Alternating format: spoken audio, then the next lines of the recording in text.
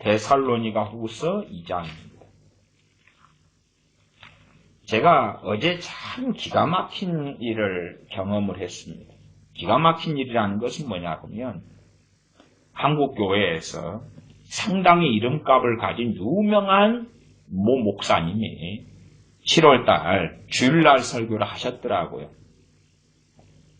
이제 유행하는 것 중에 하나가 엔드타임이 한국교회에 유행하기 때문에 그 유명한 모 목사님도 엔드타임 시리즈를 하는 중이더라고요. 그리고 그 시리즈 가운데 세 번째 시리즈를 제가 들어보았어요. 그 본문이 데살로니가후서 2장하고 마태복음하고 다니엘의 본문을 가지고 이야기한다 그러면서 데살로니가후서 2장에 있는 적그리스도가 누구냐 그것을 설교하는 내용이었어요. 설교를 들은 사람 조회수가 48,000명이 나왔고 아직 한 달이 안 된 설교죠. 7월 주일날 설교니까. 그리고 설교에 이 데살로니가 후서의 적그리스도에 대한 이야기인데 데살로니가 후서 2장 3절에 보시면 누가 아무렇게 하여도 너희가 미혹하지 말라. 먼저 배도하는 일이 있고 저 불법의 사람 곧 멸망의 아들이 나타나기 전에는 이르지 아니하리니 저는 대적하는 자라. 먼저 배도하는 일이 있고 저 불법의 사람 곧 멸망의 아들이 나타난다 그랬죠. 그 유명한 어느 목사님은 데살로니가후서 2장의 본문을 읽지도 않고 살펴보지도 않고 해석하지도 않았어요.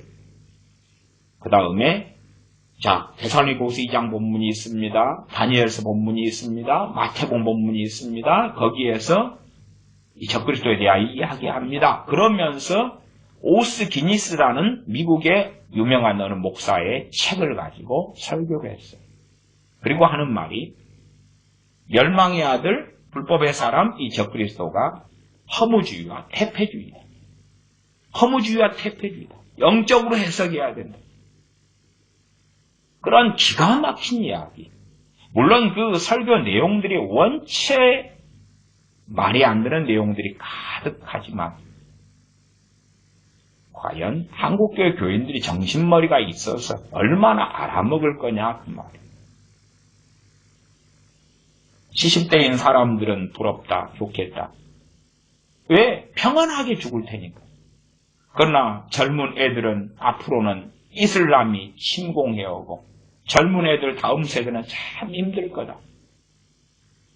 그 양반의 설교의 바탕에는 몇십 년 동안 20, 30년 정도는 너끈하게 대한민국이 평안하게 간다는 바탕을 깔고 이야기하고 설교를 하더라고요.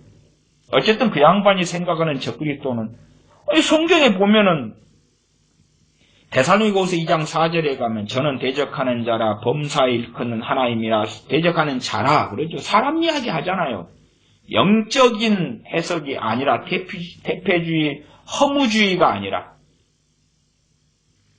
태폐주의 허무주의로 하니까 쾌락주의도 이야기하면서 게임하는 이야기, PC방 이야기, 앞으로 VR 시대가 온다. VR 시대가 오면은 다 게임 중독에 빠지고 어쩌고 저쩌고 가상 데이트하고 가상 하고 그런 속에 완전히 빠져가지고 산다 등등등등 그런 이야기로 어쨌든 하면서 적그리스도가 누구냐?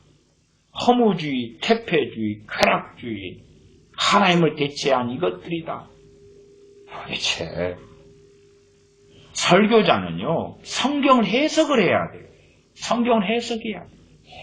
성경 본문은 어디가 있고 해석은 어디가 있고 오스 기니스의 책을 가지고 저도 오스 기니스의 소명이라는 책이 한 권 있던가 그럴 겁니다만은 다른 책을 가지고 그 양반의 성경 해석을 가지고 성경 본문을 해석해야지 듣는 사람이 맞니 틀린지 조금이라도 알 거 아니에요. 본문을 읽어야지. 그래서 멸망의 아들, 불법의 점 사람이라고 그랬죠, 성경에. 불법의 사람, 멸망의 아들 그러면 이것이 허무주의와 태폐주의다, 향락주의다, 쾌락주의다 그러면 듣는 사람이 이상한데? 본문 읽어가면서 그런 이야기를 하면 목사님이 이상한데? 그럴 텐데 다수는 당연하게 그 48,000명 들은 사람들의 90% 이상이 은혜 받았습니다. 감사합니다. 추천. 그랬단 말이에요. 추천수와 반대수에 있어서의 비율상 제가 90% 이상이라 그런 거예요. 사람들은 대세를 따라가니까 와, 이 유명한 목사님이 적그리스도에 대하여 옳게 해석한 것이구나. 이때의 시대에 대환란이 오는 모양이다. 허무주의와 태폐주의가 하나님을 대신하게 되고 뭐 하여튼 이상한 이야기로 횡설수설을 오스기니스 책을 가지고 하는데 들으면서 기가 막혔어요. 이것이 한국 교인들의 수준인가? 이게 유명한 한국교회에 알아주는 수십 명의 목사님들 가운데 한 명에 들어가는 목사님의 수준인가? 한 명. 또 다른 유명한 목사님의 7월달 주일 설교도 들었어요. 김진홍 목사님 교회 새로 개척했잖아요. 기도란 무엇인가 설교 들었어요. 기도의 5대 원리를 설교하시더만 그것도 수만 명이 들은 설교죠. 기도에 대한 성경 본문은 하나도 다루지 않아요. 성경을 가지고 이야기하는 5대 원리가 아니에요.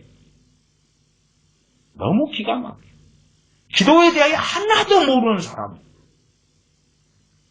그냥 아주 썰을 푸는 내용.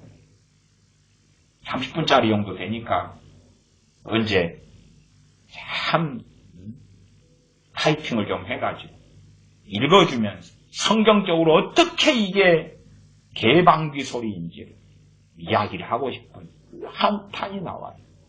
그러나 수만 명이 듣고 아멘, 은혜 받았습니다. 감사합니다. 그러는데 어떻게 하겠어요?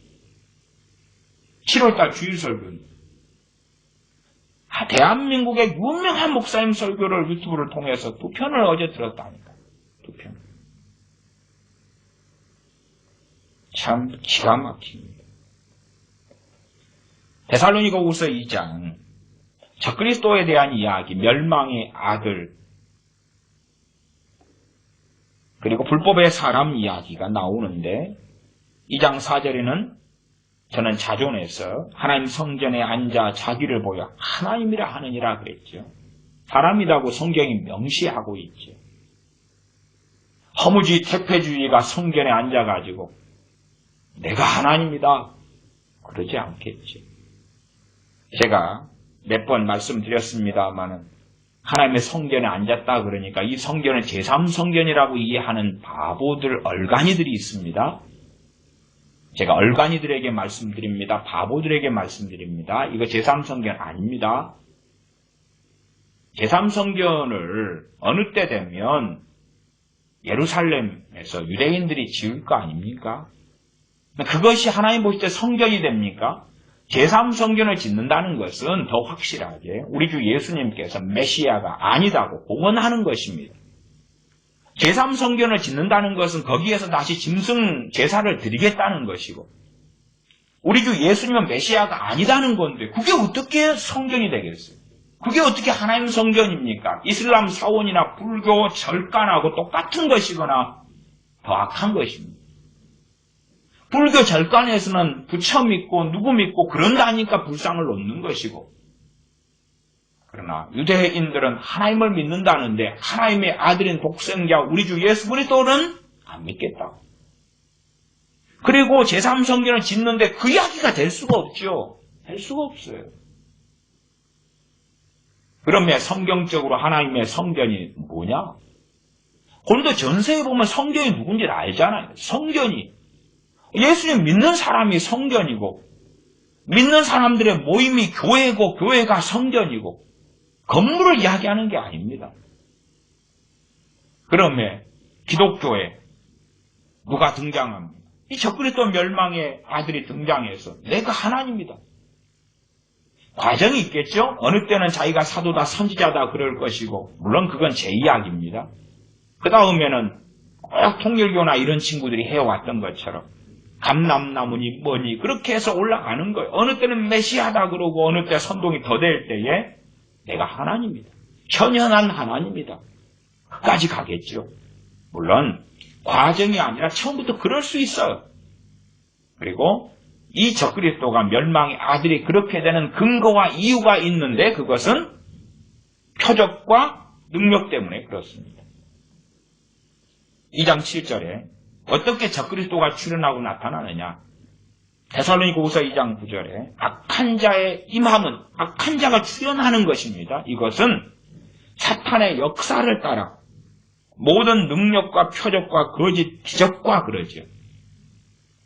어떤 바보들은 이 적그리스도는 사탄이 성육신한 거다 또 그런 사람들도 있어요. 그게 아닌 것은 사탄의 역사를 따라라고 나오잖아요. 적그리스도와 사탄은 별개의 존재다. 그러나 사탄의 앞잡이고 사탄이 핵심적으로 시대 상황에 이 멸망의 아들을 통해 역사한다 하는 전제가 사탄의 역사를 따라 모든 능력과 표적과 거짓 기적과 사탄의 능력을 따라서 사탄의 능력을 따라 능력이 나타나고 표적이 나타나는 것도 있고 또 어떤 것은 거짓 기적이 있고 그런 것이 섞여 있는 거죠. 진짜 기적이 있고 누구를 통한 진짜 기적요? 사탄을 통한 진짜 기적. 반면에 거짓 기적도 있고 그러면 사탄의 역사를 따라 적그리스도가 행하는 기적이 다 거짓말이 아니라 짬뽕돼 있다 그 말이에요. 하나님께서 그것을 허락하시는 거. 왜 허락하시느냐? 2장 10절 불의의 모든 속임으로 멸망하는 자들에게 임하리니 멸망하는 자들 정말 기독교인들인데 나 주님 믿는다고 생각하는데 그렇지 않는 자들 유혹당할 준비가 된 사람들 기름 준비하지 않은 사람들 주님을 사랑하지 않는 사람들 그런 사람들이 속임을 받을 준비가 되었고 내가 하나님이다 그러면서 기적과 이적과 능력을 행할 때 병을 고쳐주고 그럴 때에 당연하게 당시의 기독교, 당시의 교회는 그를 하나님으로 영접하게 되겠죠. 그렇지 않는 소수의 사람들은 흰교당하고 죽임당할 수밖에 없다 그 말이에요. 이 적그리스도가 등장할 때에 이 지구상에 교회가 없겠는가? 무수한 교회는 그대로 남아있을 것이에요. 가톨릭, 그들이 예수님의 이름으로 존재하고 마리아 이름으로 존재하든지 간에 걔네들의 성당들이 가득할 것이고 개신교회, 루터교회, 교회들은 가득할 거다 그 말이에요. 그러나 절대 다수는 결국은 이 적그리스도를 하나님으로 영접하게 되는 그런 일이 벌어지겠죠. 왜? 10절 불의의 모든 속임으로 멸망하는 자들에게 이 말이니 이는 저희가 진리의 사랑을 받지 아니하여 구원함을 얻지 못함이니라. 11절 이러므로 하나님이 유혹을 저희 가운데 역사하게 하사 거짓 것을 믿게 하시니 하나님의 시험이고 하나님의 테스트예요.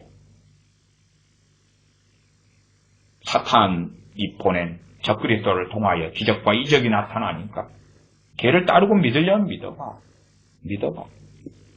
그렇게 유혹이 역사하게 하시려면 두 선지자가 등장하고 그들은 죽었다가 부활하고 승천합니다만 그러나 보편적 교회는 주님의 이름으로 구하고 기도해도 기적, 이적, 병 치유는 거의 하시 않으시겠죠. 말하자면 하나님이라고 말하는 적그리스도는 강력한 능력과 기적과 병 치유를 보이고 교회는 능력을 상실하게 놔두시고 자, 너희가 무엇을 믿을래? 그러면 하나님 성전에 보여 그럴 때에 핵심은 교회에 있다고 말이에요. 교회에서 그가 메시아, 나아가 하나님으로 인정받게 되는 길을 걸어가지요. 하나님께서 그 뒤에 계셔서 사탄의 역사가 그에게 나타나지만 인류 역사 가운데 하나님께서 유혹을 저의 가운데 역사하게 하신다는 하나님의 주도권이 있고 주권이 있어요. 거짓 것을 믿게 하심은 2장 12절 진리를 믿지 않고 불의를 좋아하는 모든 자로 심판을 받게 하려 하십니다. 적그리스도를 통한 하나님의 심판이 나타나는 거예요. 그래서 하나님은 전능하신 것이고 우주와 역사의 통치자가 되시는 것이에요. 우리가 생각할 때에 적그리스도가 행하는 모든 것이 사탄에게서 왔지. 그것도 맞는데 데살로니가후서 2장의 말씀은 하나님께서 그 적그리스도를 통해서 일하시는 바가 있다고 말이에요. 악인도 악한 날의 쓰임에 맞게 하나님께서 만드셨다라고 말씀하는 것과 맥을 같이 해야 합니다.